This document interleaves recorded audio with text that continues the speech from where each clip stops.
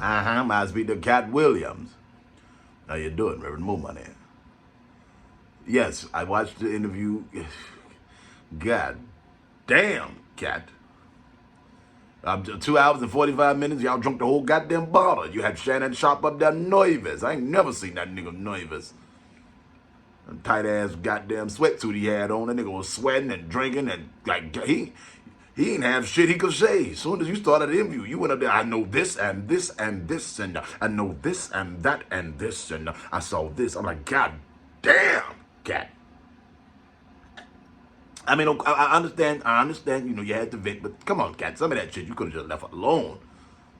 No, I knew some of that shit was like, first of all, Katt, okay, sometimes you ain't got to say everything come to your mind. Come on, nigga, you was 13 years old, jumped on the back of a nigga's 18-wheeler and moved to Florida. Nigga from Ohio to Florida in the back of an 18-wheeler, nigga, you would have died. I'm saying, Katt, okay, I understand something, okay. All right, I understand you felt some type of way about some of this shit, but some of this shit you could have just kept. And then you up here talk about Steve Harvey's man unit. Nigga, come on now. Yes, everybody knew Steve Harvey had a wig, but don't act like them dreads is yours. Come on now. 2 years ago, you had a little short perm. Now you got dreads bigger than Snoop Dogg's. Come on. Them extensions. I know extensions when I see extensions. Them ain't your dreads. Come on. You the pot calling the kettle black. Katt, you're top 10 comic alive, okay? You're one of the top 10 dead or alive. You're in my book. I love you. You ain't got to do all this shit.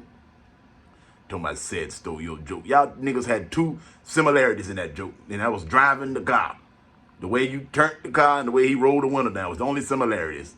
He talked about white people going to space, driving a space shuttle and parallel parking. You talked about pushing a goddamn Crown Vic. Come on now. It's a stretch. And niggas been borrowing and inspiring comics all the time. Look at Eddie Griffin, Richard Pryor. Eddie Griffin's whole set is like a reincarnation of Richard Pryor.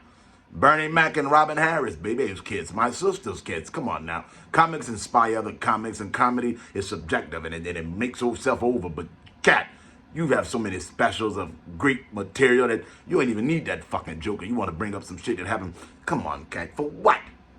Huh? You just seem like a little hating bitch, okay? You just like a bitter bitch. That's what it seemed like. And you're too good to be up there doing all that, Katt. It's not necessary. That man, Mr. Steve Harvey, slept in your car. You said he stole it. Okay, so can't nobody be homeless but Katt? You the only nigga out there homeless. If another nigga say they homeless, they stole it from you. Now, granted, you had some truth. I believe some of the shit you said, but some of that shit, Katt, you could have just kept to your goddamn self. No, I'm not saying that. I'm just saying, come on now. You talking about, come on, you was a young comic, and an older comic saw you do something and took maybe a piece of it, you know, inspired them and created something legendary. You can't knock Seth. Said it's funny as a motherfucker. Said been funny than a motherfucker. Said was funny when you were still trying to get funny, okay?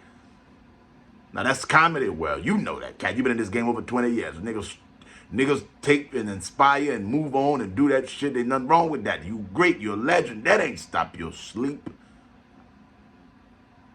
And then, and I'm going to say this, too. You said Tyler Perry ain't put nobody on. That's a goddamn lie.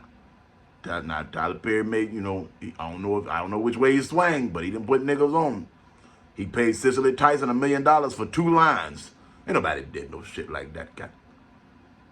Now, Katt, you going to get your just due. Just sometimes just hush. You went through that whole bottle of whiskey and told me you were going to punch Sid in the stomach. Come on now, Katt.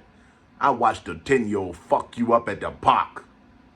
Don't forget about that, nigga. You got beat up by a kid, and you won't talk about what you'll do to Sid. Sid is from St. Louis. Sid a switchblade. Sid will cut them extensions out your ass and give you 2 more inches on your foot. You know? Just saying, calm down. Okay? Calm the fuck down. Before you get cash in the ass whooping, because everybody know you can't fight. Tell me you ran a 4-1. Katt, the only time you ran that 4-1 is when Damon was chasing you in Friday After Next. You know?